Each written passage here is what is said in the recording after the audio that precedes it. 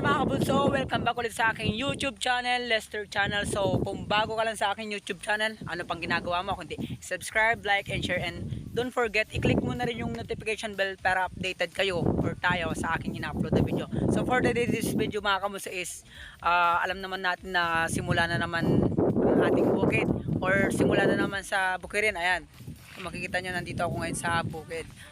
Ngayon, ang ginagawa ngayon is pinapaano ko muna yung pinaparotor ba. Ayan, kung makikita nyo, ayan, ayan siya. So hanggang doon, kung may nakikita kayong nagro-rotor doon yung hanggang doon yung sinasaka ko ba. Hindi naman siya kalakihan, kundi medyo maluwang lang, pero hindi ko naman nagmamayabang yun, kundi sinishare ko lang din or inaano sa video ko. So ayan siya, ayan. Ayan. Bali mga kabunso, ano pa lang to, intro pa lang.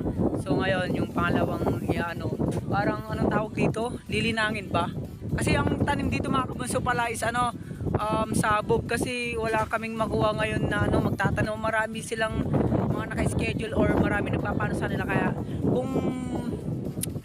kung ipapa namin sa nila to, baka hindi nila matamnan or baka malate kami, kaya papasabugan na lang daw, sabi ni kuya ko, or sabog yung tanim.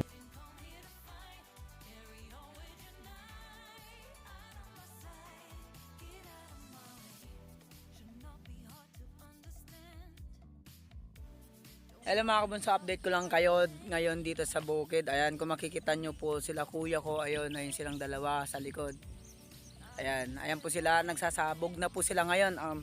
October 21, ayan, nagsasabog na po sila. Pero alam ko po kasi may darating na bagyo, or sana malayo na lang dito, or sana malusaw na lang doon sa dagat. Ayan, kung makikita nyo ayun po sila sa dulo. Ayan, nagsasabog po sila. Ayan, kung makikita nyo yung panahon, ayan, medyo maulap po ngayon dahil meron pong bagyo. Ayan, bagyong Christine, ewan kung Christine ba yun.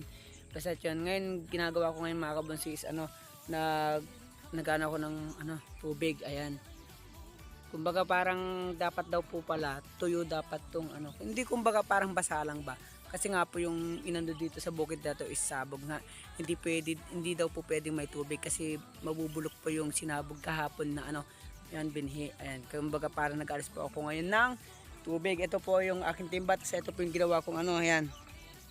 Ayan po yung mga tatanggal kong tubig.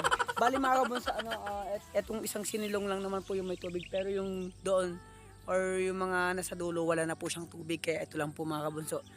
Ayan, kahirap pala magbukid mga kabunso, kaya proud na proud ako sa mga nagbubukid or sa aking kuya, dahil alam niyo na, iba talaga kapag kapag sanay ka sa bukid ba. Ayan, kumbaga parang ako, ayan, hirap na hirap po, hindi ko alam yung gagawin ko, kung hindi lang tinuro to, hindi ko din alam.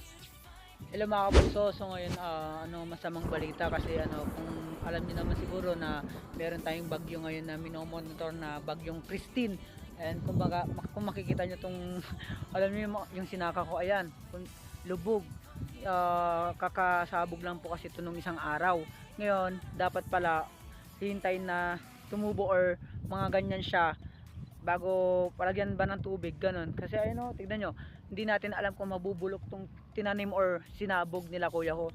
Ayun, kung makikita nyo, lubog. Ito hanggang doon sa may tambak na yun, kung makikita nyo yan, hanggang dyan yan. Tapos ilan lang yung natuyuan, dalawa. Kung makikita nyo, ayun, ayan, yung mga walang tubig na yan, ayan lang yung mga natira. Kaya mga kabunso, kung uulanin pa mamayang gabi, sigurado bulok tong tinanim o tong sinabog ko. Kaya sana mabuhay or tumubo siya para hindi na ba gastos ba, ganun. Kaya mga kabunso, update ko ulit sa inyo. Update ko kayo ulit sa susunod na video mga kabunso. Kung alam niyo lang mga kabunso kung gaano ko talagang inalisan to ng tubig kahapon, kinaras-karas ko pa yan para talagang maalis, kasi nga hindi talaga pwedeng may tubig etong bukid na to. Kaya tignan niyo naman yung nangyari, dinouble kill ako ng panahon. Ayan, makikita niyo, lubog. Kaya mga kabunso, sana sana tumubo, at saka sana mawala na to bukas ang tubig na to.